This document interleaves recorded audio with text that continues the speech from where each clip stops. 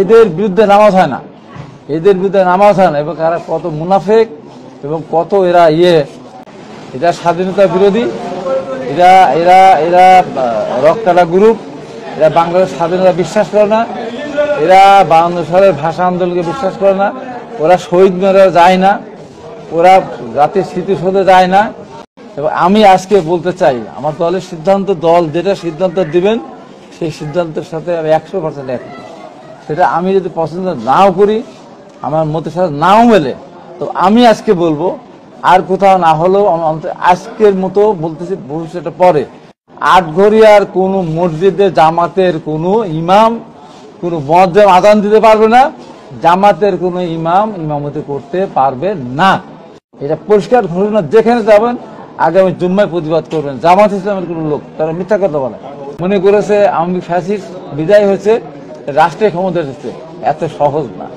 এই দেশের মানুষ কিন্তু স্বাধীনতা বিরোধী শক্তিকে কোনো রাষ্ট্রের ক্ষমতা দিবে না।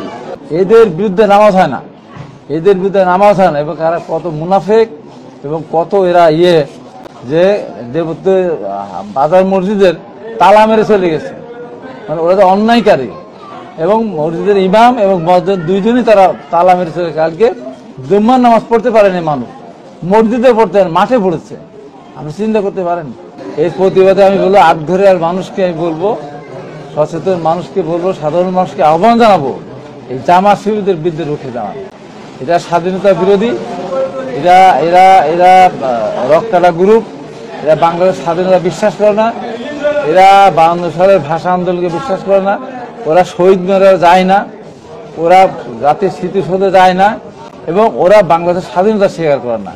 এটা এমন কোনো ব্যাপার না যেখানে 30 লক্ষ মানুষ শহীদ হয়েছে, মা বোন ইজ্জত দিয়েছে, হ্যাঁ, যেখানে ঘর বাড়ি জ্বালিয়েছে, সেই পাকিস্তানিদের সাথে তারা দোষর ছিল, প্রতিষ্ঠিত দোষর, তারা অস্বীকার করতে পারবে না। তারা রাজাকার সৃষ্টি করেছিল, রাজাকার সৃষ্টি করে স্বাধীনতার বিরুদ্ধে তারা অবস্থান গ্রহণ করেছিল। আজ পর্যন্ত তারা স্বাধীনতাকে স্বীকার করে না, তার মুক্তিযুদ্ধকে মুক্তিযুদ্ধ বলে না। তাই আমি দেশবাসীকে জানাবো, এই স্বাধীনতা বিরোধী, এই রাজাকার, এই রক্কাটা, এই সন্ত্রাসী, হত্যাকারী, খুনি এবং ধর্ম নিয়ে যারা মিথ্যাচার করে, এই আমার আটঘরের মাঠে যেটা দেখলাম, কোরআন শরীফ নিজেরা বলে কত বড় নৃশংস হায়না হলে এবং ধর্মের প্রতি তাদের কোনো অশ্রদ্ধা থাকলে নিজেরা কোরআন পুড়িয়ে এই কোরআন নিয়ে কালকে মিছিল করে সারা বিশ্বব্যাপী দেখাতে চেয়েছে যে এখানে এই বিএনপি লোকেরা কোরআন পুড়িয়েছে।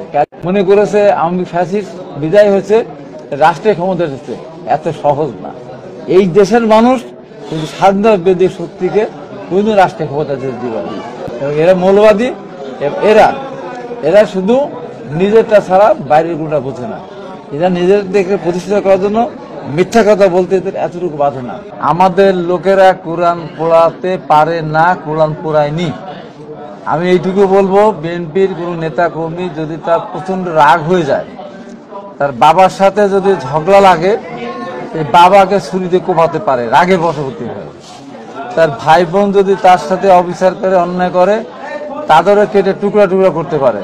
কিন্তু বিএনপির কোন নেতা কর্মী কোরআন পড়াতে পারে না, এটা আমি দায়িত্ব নিয়ে বলছি।